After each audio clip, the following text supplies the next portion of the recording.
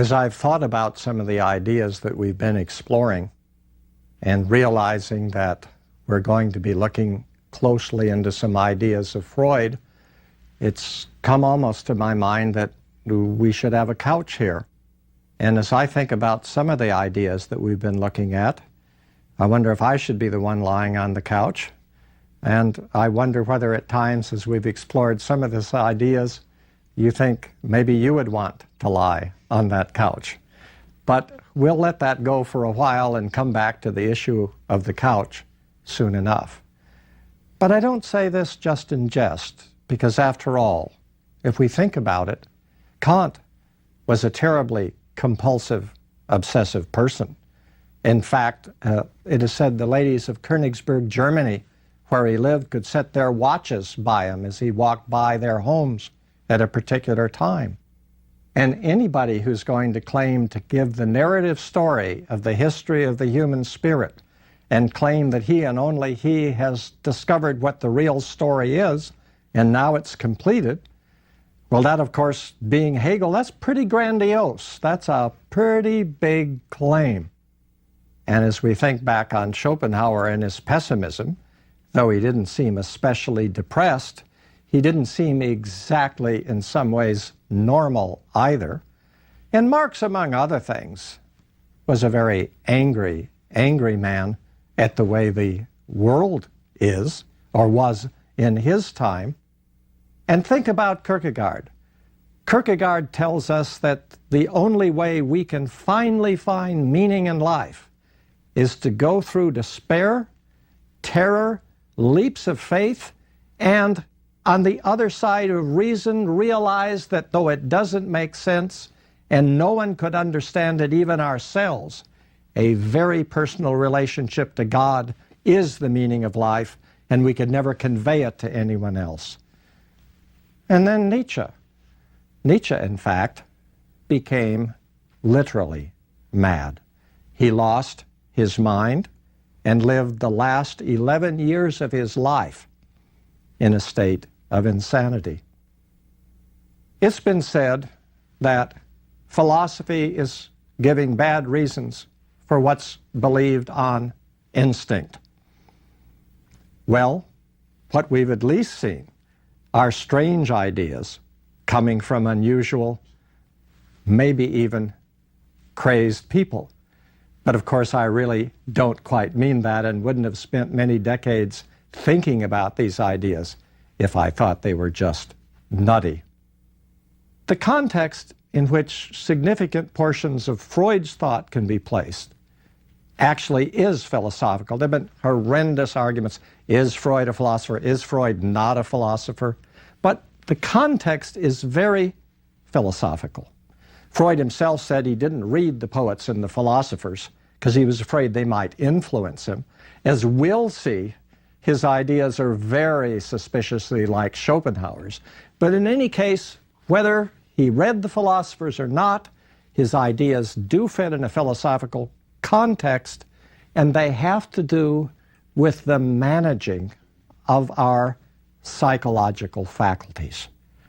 And if our psychological faculties get construed as ourselves, well, then it turns out to be true that to reflect on the nature of our psychological faculties is to say something about who we are. And surely saying something about who we are has got to be intimately related to the meaning of life. Freud is in some ways curiously dependent on the old Plato story, we might call it, the story of the soul being divided into three parts. That's very relevant to Freud's understanding. The level of desire, instinct, and impulse in Plato's account, Freud refers to as the id. In passing, that's very unfortunate. Freud knew his work was going to be translated into English. He did not want it translated into English using Greek terms. Well, the translators were good about that. They used a Latin word, id. Pause a moment and let's think about that. The word id is simply the Latin word for it. And if you look into Freud's own writings in German, what we translate into English as id, which sounds maybe like a pancreas or a stomach or a gallbladder, is just a word that the original Freud uses to indicate that things well up in us. We say things like, it just took me over. The anger just came, it welled through me. It arose. That's what turns out in our reading to be id. Now, in Plato, the spirited dimension, which we sometimes call our willpower, the English translation of Freud calls the ego.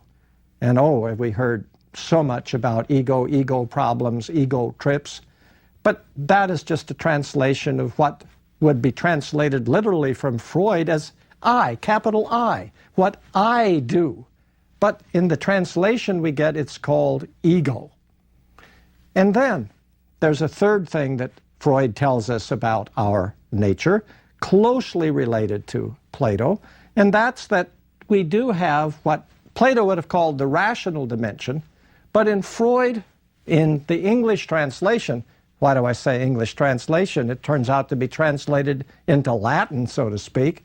It's the superego. So we have in Freud a superego, an ego, and an id. And what we actually have in Freud is the notion that to live life is to realize that there are drives we have, the id component. We as individuals who would manage our lives, the ego component, must come to terms with those drives. And the way we do that is through something called our superego. Not some great revelation of truth and reality. Our superego is just basically our conscience.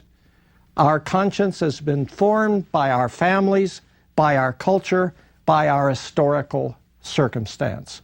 And one of the first things we see in Freud is the notion that the superego, the conscience, at least of Freud's time as he saw it, was a very restrictive, repressive, very punishing superego. And on Freud's account, then, the battleground that is our life is a battleground between our conscience, that would be another way of talking about superego, and our desires and drives. They enter into war with each other. And Freud complicates this story considerably because he says that a lot of what are our drives are not known to us. They are beneath the surface of our consciousness. And of course, the word that's used is unconscious. Our drives are often unknown to us, repressed by us, not available to us. They live in a realm that we could call the realm of the unconscious. Descartes, the great French philosopher, said, in principle, we can make everything part of our awareness. Freud gives a different story. There are going to be dimensions we can never raise to the level of awareness. Plato gave an account of Eros. That's where we get our notion of the erotic. And that is important to Freud's understanding of human sexuality and the pleasure principle. As we saw, let's pause and think about it. Freud thought that the erotic was really almost a metaphysical drive toward reality. Plato thought that Eros could fundamentally be channeled in a very positive direction. Freud understands the underlying drive that we human beings have, often unconscious to us, is fundamentally sexual. It is a sexual drive. We are burdened by it. We are sometimes quite painfully conscious of it. Other times it is slightly mooted, but it is the drive that is ever, at least usually, part of us and on our minds. And in many respects, that sounds like Schopenhauer. And it makes us wonder if Freud didn't read the philosophers because he didn't want to be influenced by them. Well, could that really be true, or did he and Schopenhauer come to some of these insights altogether independently of each other? But in any case, Freud thinks there's an underlying non-rational energy at our core, and we can trace that through philosophers, even Kant's notion of imagination, Schopenhauer's notion of will, Nietzsche's notion of will to power. But in Freud, it's none of the things those other philosophers thought it was. What it is in Freud is a sexual drive. In Freud's account, the underlying dynamic, as I said, is quite like what Schopenhauer offers us. And in Freud, it's a great desire for pleasure, satisfaction. But there's something else that Freud tells us too, and it is told to us in Civilization and Its Discontents, one of the books that's most read regarding Freud and is written by Freud. In Civilization and Its Discontents, Freud says that there's something that we could call the death instinct. Not only do we have the sexual drive at the core of our being, we also have a death instinct. And for Freud, that means, among other things, but most centrally, what it means is an aggressive and hostile instinct. And that is powerful in us, and if it gets turned inward, it leads not only to depression, but to disintegration and regression of our human personality. A key to understanding Freud's place is found in the justification that he gives for making dreams a subject of scientific investigation. In fact, Freud took dreams as his way of hoping to make his career and wrote what he thought to be the first really comprehensive work on dreams, and a work that would review the past literature on dreams and tell us what dreams were really like. What Freud tells us is that dreams recapitulate the past of the human race. Freud tells us that they reveal the earliest stages of the human race, and that dreams retrace those earliest stages. Freud says that dreams reveal primal forces at work that are at the core of human life and defy all rationality, modern rationality, technical rationality, any kind of rationality. And he even tells us that our own dreams, yours and mine, are recapitulations in and through us of the development of the human race and of our own gradual development from infancy through childhood into adolescence and into adulthood. I've taken my breath, and I want you to take yours now, because I hope you'll remember what I said about Nietzsche. Specifically, that Nietzsche went hopelessly mad in 1889 and remained mad for the rest of his life. There is a remark that Freud makes about Nietzsche, who knew about Nietzsche's life.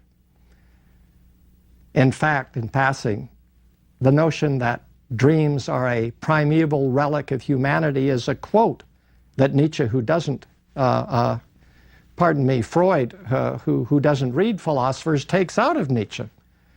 What Freud says is that Nietzsche was a man who knew more about himself than any man has ever known or is ever likely to know.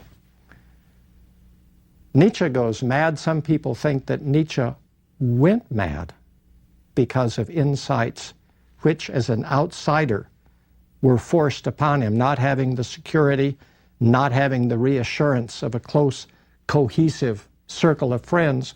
Some people claim that the outsider aspect of Nietzsche made him vulnerable to insights that he couldn't hold on to, that were so powerful that those insights destroyed his sanity.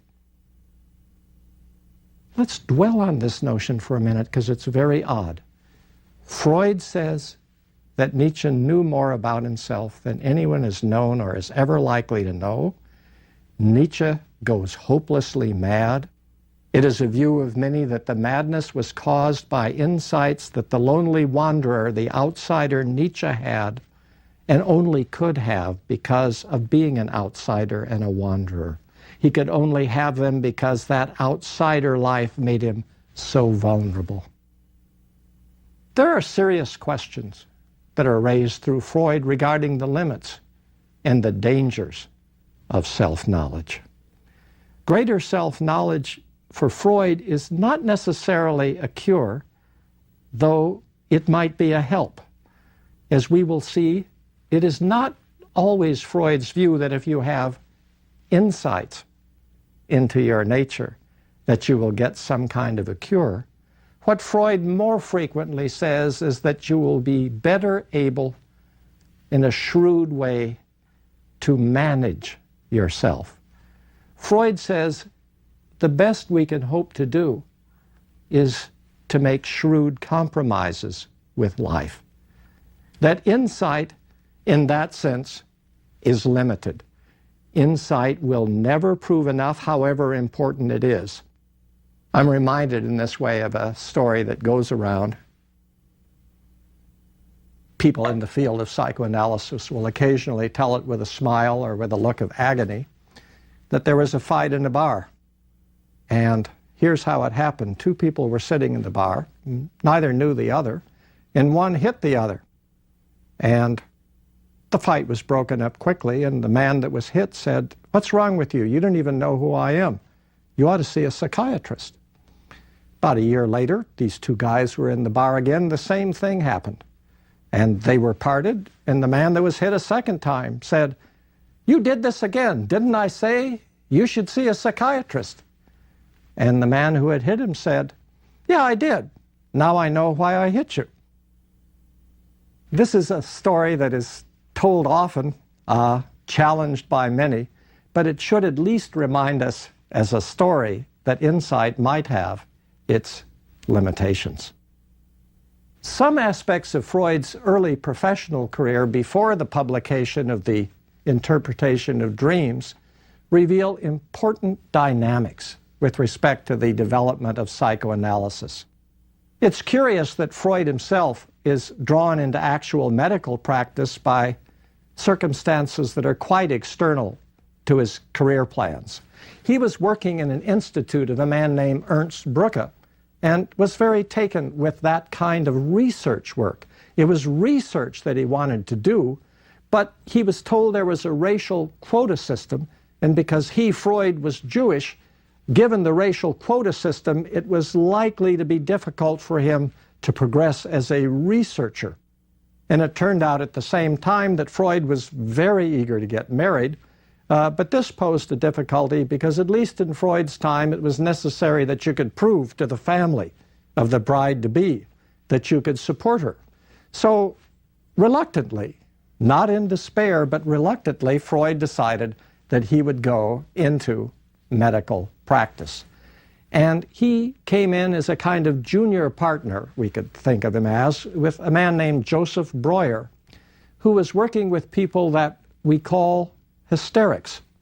Not hysterics in the sense of being hysterical, the way we often use the word today. Hysterics at that time, and for Breuer in the practice of medicine he did, involved people who, for instance, became blind, though physically speaking, they were quite capable of seeing. Or one of their limbs would be paralyzed, but not for any physical reason. And so hysteria meant the conversion of some kind of psychological state into some form, for example, of paralysis. Breuer's practice, that would be a slip of the tongue, Freud would say, and we'd have to analyze it a long time to determine its meaning. Breuer's practice was cathartic, and it related primarily to recent events in the patient's life. He would go to see patients in their homes. Typically, they were in well-to-do families, and they were young women, and he would talk with them. Occasionally he would use hypnosis, but the consequence of his talking with them was that something would come up in the conversation and they would experience a release and sob. They would become very emotional. But if when he arrived they couldn't move their arm after the emotional reaction, they could. And Breuer therefore was having considerable success in dealing with what was called hysteria. The problem was that not too long after that, the person who had been in that sense paralyzed, but not for physical reasons, the paralysis developed again. So the technique did not work well. And there's a famous case involving Breuer where he was seeing someone, it's written up as the case of Anna O. He saw a great deal of her. She had all kinds of hysterical symptoms. And what happened was one day she had hysterical symptoms of pregnancy. She was not pregnant, but she acted as if she was. Turned out Breuer's wife all along had thought that her husband was spending too much time visiting Anna O. This came up. Anecdotally, it's interesting to know that after this came up, Breuer and his wife quickly left Vienna, and they had a second honeymoon. Freud took a different view with respect to the dealing with hysterics. His way of dealing with them was not to look simply for emotional catharsis. His practice was to try to get these people to talk in a manner that would drive them back to earlier experiences in their lives that might have happened when they were very young, and that it wasn't just emotional release of that day, but helping those patients to see that whatever caused their temporary distress leading to some sort of paralysis probably was a result of a trauma that happened much earlier in life. And Freud was not good at hypnosis as a way of doing this. So what he found himself doing was engaging in the practice of free association. And that simply meant that he had these people talk about anything that came into their minds. And his view was if that conversation continued long enough, that people would begin to talk about things from a much earlier time in their lives. They might get insight into an injury that had occurred to them, a psychological injury that they had forgotten. And with knowledge of that, insight into an early experience in life, maybe a better form of cure would come about. And it's also true that Freud developed, and we'll be talking about that in our next lecture on Freud. Freud came to see something called transference. And transference was that when people talk to you, maybe they're not really talking to you, though they think they are. Maybe they're talking to a phantom from their past. But we'll look into that closer when we come next in our next time together regarding Freud and the psychoanalytic practice. Freud also went to Paris once to see the work of a man named Charcot.